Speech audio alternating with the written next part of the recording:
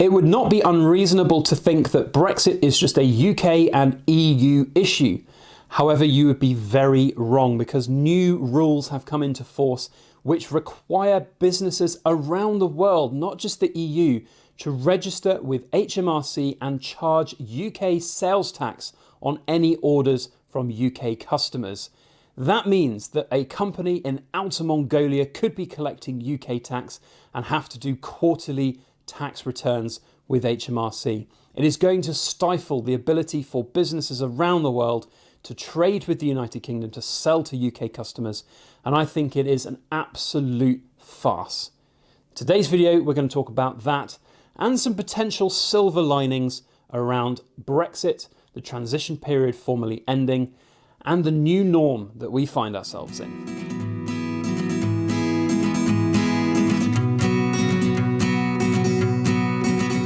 Everybody, Backyard Bullion here, and a very warm welcome to you all joining me for another moany, ranty ramble about some of my observations of the not so good elements of the UK having left the European Union and thus now leaving the transition period.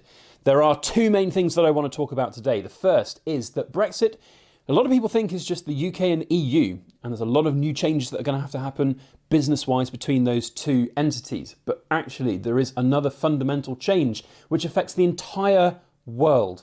Small businesses that sell to anybody in the United Kingdom have to register for sales tax with HMRC. So whether you're in Chile, United States, Outer Mongolia, New Zealand, wherever it might be, if you sell anything worth less than £135 to the United Kingdom, you have to register for sales tax, collect tax on behalf of the UK government, and then pay it quarterly to us. What a joke, absolute joke. The second thing I want to talk about is the fact that silver is directly affected by the Brexit deal, and I do want to focus on this kind of idea that there will be a silver lining for silver. We'll see massive increases in prices. So it's not all doom and gloom when it comes to silver. If you hold it right now, if you want to start accumulating now, it can be a bit of a barrier for entry. But generally speaking, there are some good things. Now, I do want to be very careful in this video by saying that I am not here to alienate people. I'm not here to directly attack Brexiteers or anything like that. In fact, I don't really like the term Brexiteer, and I've been called a Ramona by a lot of people. This is just me sharing my observations and opinions about some of the economic challenges that I can foresee the United Kingdom going through because of the situation that we find ourselves in. I fundamentally agree with a lot of the things about Brexit that are good, our ability to change a lot of the things that perhaps I'm talking about here without restrictions from the EU. That's great. Will it happen? Time will tell. But for right now, I am seeing a lot of really very worrying changes that are going to affect UK's ability to be competitive, ability to trade with the rest of the world, ability for its citizens to buy from the rest of the world, and just generally be able to kind of compete in what is our most challenging time that we've ever experienced, I think, in this entire history of our nation. And so for the first item here, the big thing that I want to talk about is that if you are a business outside of the European Union, or United Kingdom for that matter, you might think Brexit has absolutely nothing to do with you. Well, I'm afraid that is completely wrong. Under the old rules that we used to have, if you were a business outside the UK or EU and you sold to a customer in the UK, it was the UK's customer's responsibility to sort out the VAT imports on that. If you were in the EU, there was no VAT imports, but if you were outside the EU, there would be. Your parcel would be checked at the border, your customs documentation would be checked, sometimes they'd open your parcel and then they'd levy the tax on you, you'd pay it and you'd get your goods. That is no longer going to happen for small purchases. So the guidance now, and remember, this is not a financial advice video, this is not a tax advice video, this is just what I understand from the current guidelines on the .gov website. What happens now is that a small sale of £135 or less means that any business that does that and supplies it to a UK customer, and that's defined by somebody with an address in the UK, they have to register, the business that is, with HMRC, charge and collect the VAT that is due on the sale, and then do quarterly VAT returns and send the money to the UK government. So in other words, you, the small business, whether you're in Chile or Outer Mongolia, are required by UK law or UK tax law, I don't even know what authority they have over this anyway, to collect the tax on their behalf. Now, I was speaking with this with a couple of friends, and one of the arguments there is that because of the stupendously large amount of fundamental change that the border force and taxman at the border is going to have to deal with, it makes sense to ask businesses outside of the UK to collect the VAT and then pay it through to HMRC, because the sheer volume of transactions that need to be done will mean thousands of parcels being delayed, probably gone missing or incorrectly done, incorrectly charged, and that's just not what anybody wants. Yeah, there is an argument of that, but at the same time, having been there and done that with VAT registration, I was VAT registered last year for about 3 or 4 months. I can with first-hand experience say that as a small business, a VAT registration is a pain in the arse, and that's putting it in very grey terms for YouTube monetization. The amount of additional administrative burden that goes along with being VAT registered is not to be underestimated. A lot of people will say and have said, well, it's not a big deal, you just do it. If you want access to the UK market, you're going to have to do it. The amount of admin that's involved with it is very, very large. And a lot of people say, I'll just get an accountant to do it for you. Well, yes, you can just get an accountant to do the returns for you, but you still have to provide the accountant with all the detail.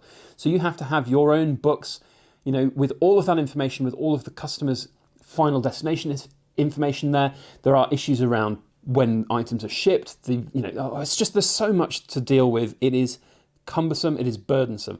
Now, for businesses which are big enough, that is fine. That is easily manageable. You might have staff that can do it, or you might be such a big organisation that it's financially worth your time to sit there and do a little bit of extra admin for that additional revenue that you might be able to gain from it. But for international sellers, under these new regulations, there is no registration threshold. So for example, in the United Kingdom, we have a threshold here. You do not have to register to charge VAT unless your business turns over more than £85,000 per year. Now that is there for a very specific reason, because of the administrative burden of being VAT registered. A lot of small businesses, myself included, find it cumbersome and boring and takes away from the passion of what you're doing as a business. But for international sellers, there is no limit. There is a limit or a threshold here for a reason. It's because it is cumbersome, expensive and burdensome to do so. Now, in my opinion, the solution here for a lot of these companies is to not even bother to register for sales tax. And they might well still do that. They might well still sell to the United Kingdom, but they are going to be breaching HMRC's regulations. And in theory, HMRC, it says on their website, they will do their best to track down and communicate with those companies that are continuing to flout the rules and not register, and potentially fine them, potentially take legal action against those companies, possibly, I don't know, even prevent them from trading in the United Kingdom. I mean, it's just so unfathomably stupid for this to happen, because it just means that small businesses, even large businesses that don't want to handle this kind of stuff, will just not bother. They'll just say, customer order comes through, United Kingdom, no, I'm not going to do that. It's just not worth my hassle. And remember, this is for any sale underneath £135. So if you sell something worth $1 to an end sale point in the United Kingdom, you have to register for the sales tax. You have to collect the 20% sales tax on that. No, thank you. I mean, if I was a small business in the US and I was selling to the United Kingdom, I'd just say, I'm sorry, guys, it's just not going to happen. Now, there are workarounds. You can sell through an online marketplace like eBay or Amazon. The rules there are if the sale is £135 or less, but you're through one of those big marketplaces, they are required to collect the VAT and charge it to the customer and then pay it to HMRC. But of course, there's going to be seller's fees. Amazon is particularly notorious for having huge seller's fees of like 20-25%. And eBay, of course, we all know and love and hate as 10% plus PayPal fees, international PayPal fees, even more so. So it's just not practical. It's going to hinder the UK's ability to trade with the rest of the world. So this notion of free trade is still, in my opinion, completely ridiculous, completely debunked. And for European customers or for European businesses, yes, we have this tariff-free trade agreement. Whoop-de-doos. It means that on an order over £135, you don't pay 2.5% tariff. Wicked. Okay, that's a great big saving. You still have to pay that whopping great big import tax, the VAT. The company will have to charge you VAT and have to sort out all of their VAT registration, which means that they're going to have to charge you extra for their admin time or for their accountant's fees. You know, their margins will go down, so of course prices will have to go up.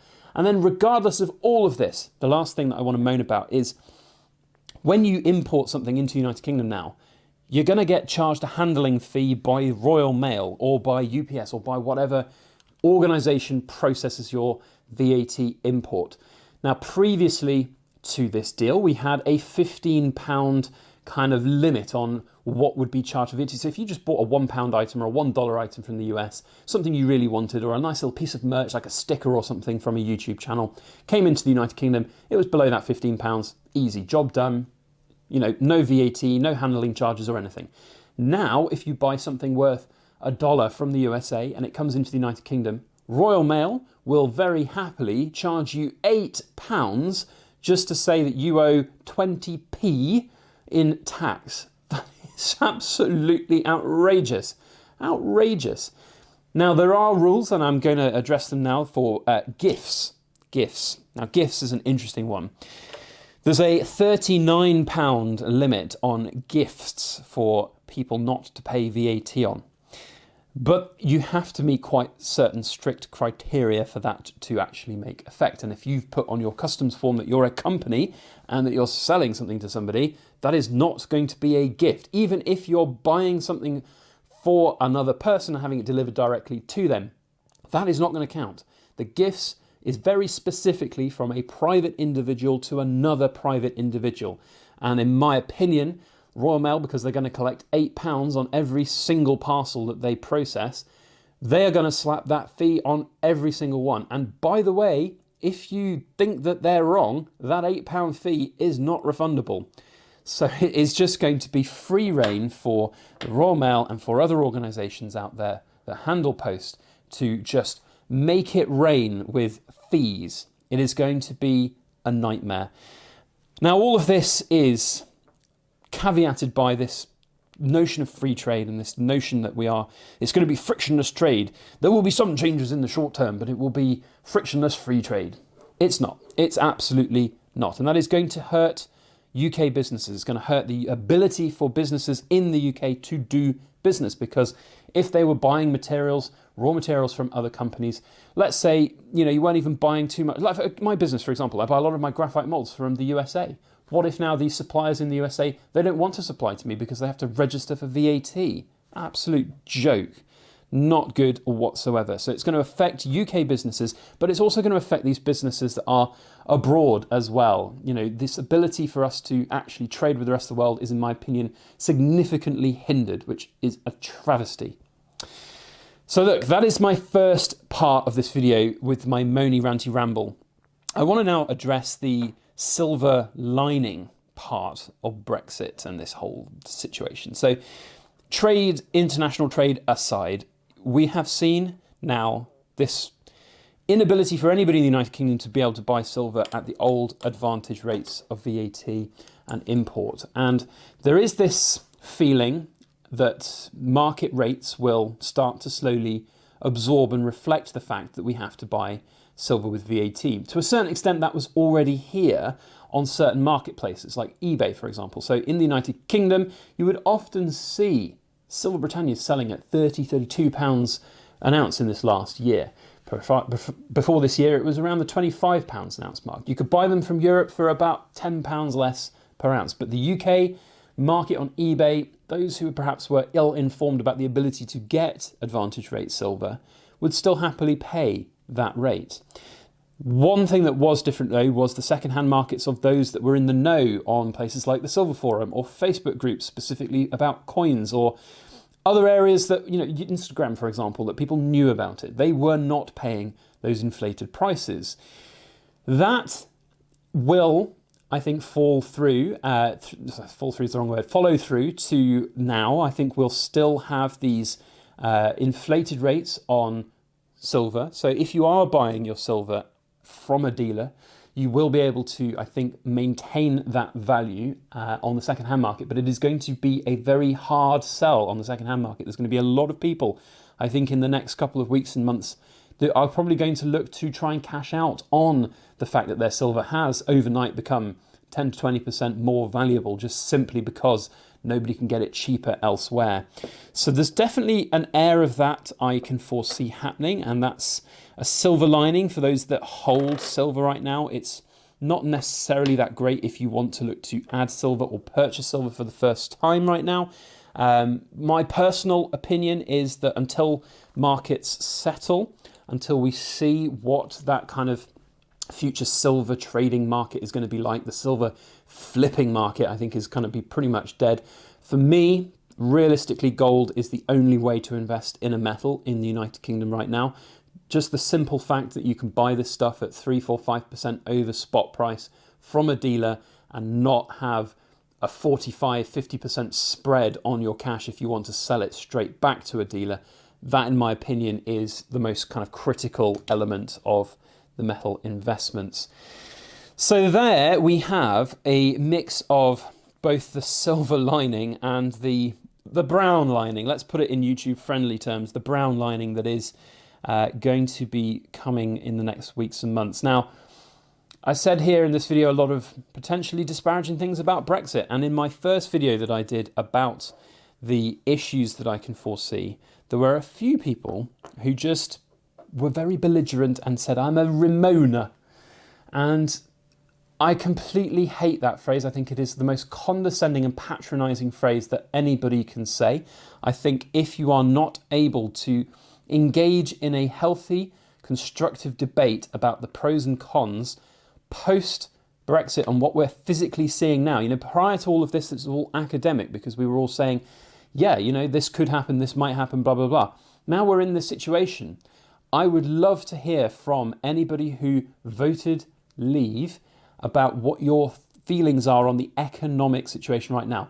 I agree that there are some very, very interesting potential benefits coming up in the near future for the United Kingdom now that we have left the EU.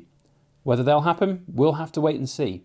But for me, for right now, all I can see and I can't get past is this economic impact and fallout which we are going to experience, this inability for the UK to do trade, this inability for the UK to remain competitive in Europe and also in the rest of the world. I think there's just such a rocky road ahead, and it's not necessarily going to be as good as a lot of people thought. So I'd like to hear from you, and I'd like to hear from you if you're just going to be respectful and not shouty. There are people out there who just won't even factor in any other opinions. So have a nice, healthy debate down in that comment section, and I'll see you down there, and we can hopefully hash this out in an adult way. Otherwise, that is basically it for me for this video. So in summary, if you're a business selling to the UK, and that includes people here on YouTube, by the way, if you're a hand-poured silver hobbyist, that counts as a business. You're going to have a good hard think about how that affects you. And if anybody is more interested in the information, I'll put a link down below to the .gov website where I've found all of the information that I've disseminated here in this video. It's definitely worth a read if you are a seller outside of the United Kingdom. Otherwise, if you've enjoyed this video, then let me know by hitting the thumbs up button. That also lets YouTube know that you've enjoyed it, and maybe they'll share it around to a few more people out there. And if you can share it too, that would be very, very cool. Now, I am planning to make more videos on the situation that we find ourselves in around Brexit. If you've got any specific questions or concerns or areas that you would like me to talk about, one of them that I'm seeing a lot of right now is that people are saying they're going to travel to Europe, buy their silver and come back into the United Kingdom. That's called smuggling. That's not legal. So I will be addressing that in one of my future videos. But if you have a specific area that you want to talk about or want me to talk about, then please do let me know down in that comment section as well. Otherwise, that is basically it from me here today. A happy, happy new year to all of you. And I hope we can get through 2021 certainly better than we have 2020. That's it. Have a good one. See you on the next video. As always, please make sure that you like, share, comment, and subscribe for more.